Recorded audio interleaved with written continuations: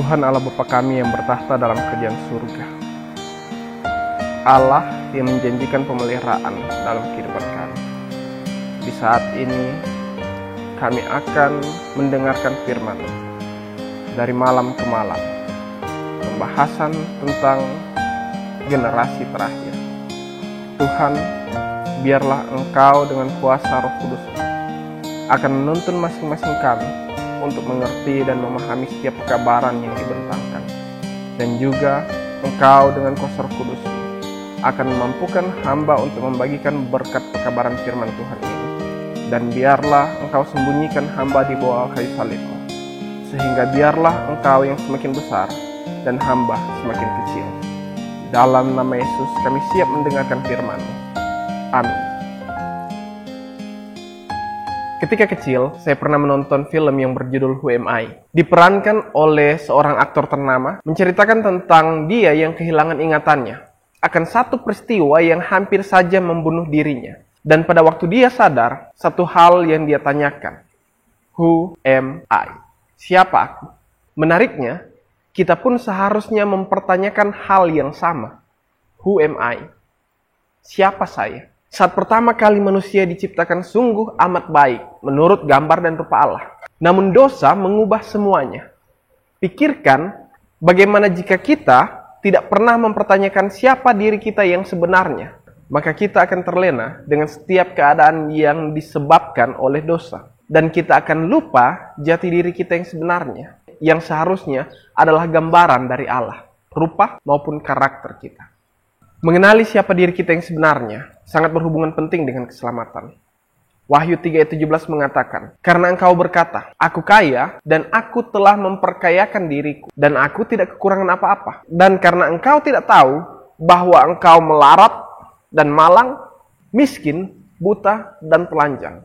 Betapa pentingnya kita mengenali keberadaan kita saat ini. Betapa pentingnya kita mengenali siapa diri kita. Aristoteles, seorang filsuf terkenal, mengatakan, mengenal dirimu sendiri adalah awal dari kebijaksanaan. Berbeda dengan Socrates, dia bahkan mengatakan bahwa itu adalah puncak dari kebijaksanaan. Bukan lagi awal dari kebijaksanaan, namun mengenal diri sendiri adalah puncak dari kebijaksanaan. Bahkan Pythagoras lebih luas mengatakan, jika kita mengenal diri kita sendiri, maka kita akan mengenal siapa Tuhan kita. 3 filsuf terkenal ini menyatakan betapa pentingnya untuk kita mengenali diri kita sendiri. Yang menjadi pertanyaan, bagaimana cara kita untuk mengenal diri kita sendiri? Di tahun 1900-an, ada satu cerita menarik. Ada seorang yang sementara dalam perjalanannya mengendarai mobil Ford tipe T. Dalam perjalanannya, tiba-tiba mobil yang dikendarainya mogok di tengah jalan. Dia adalah seorang ahli mesin. Karena dia adalah seorang ahli mesin, dia berpikir untuk memperbaiki mobil tersebut. Semua bagian telah diperbaiki sebagaimana pengetahuannya dan sebagaimana mestinya. Setelah dia mencoba menyalakan mobil tersebut tidak menyala. Dia sudah bingung apa yang harus dia lakukan, padahal dia sudah melakukan berbagai macam cara sesuai dengan pengetahuannya. Tapi mobil tersebut tetap tidak mau menyala. Dalam ketidaktahuannya, tiba-tiba seorang pengendara mobil yang lain berhenti dan menanyakan keadaannya. Kemudian, si ahli mesin ini, pengendara mobil Ford tipe T ini, dia menceritakan apa yang terjadi. Dan setelah dia menceritakan, pengendara yang lain meminta izin. Bolehkah saya mencoba memperbaiki mobil tersebut? Sesudah diberikan izin, pengendara ini pun mencoba memperbaiki. Tidak lama kemudian, mobil tersebut bisa menyala dan kemudian berjalan kembali. Si pemilik mobil yang nyatanya adalah ahli mesin sangat heran. Karena dia dengan pengetahuannya telah berulang-ulang kali mencoba memperbaiki mobil tersebut, namun tidak bisa. Namun si pengendara ini hanya membutuhkan beberapa waktu saja sehingga mobil tersebut menyala. Setelah dia berkenalan dengan pengendara ini, barulah dia mengetahui pengendara tersebut bernama Henry Ford, pria di balik terciptanya mobil Ford. Jelaslah, dia bisa tahu setiap bagian detail dari mobil tersebut, sehingga dengan mudahnya dia dapat memperbaiki jika terjadi kerusakan pada mobil tersebut. Untuk mengenal siapa diri kita yang sebenarnya, maka kita perlu kembali dan bertanya kepada Dia yang menciptakan kita.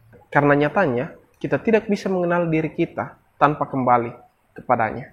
Karena itu pemazmur mengatakan, selidikilah aku ya Allah, dan kenallah hatiku. Ujilah aku dan kenallah pikiran-pikiranku. Lihatlah apakah jalanku serong, dan tuntunlah aku di jalan yang kekal. Hanya Dia yang menciptakan kita, yang mampu membuat kita kembali mengenal siapa diri kita sebenarnya.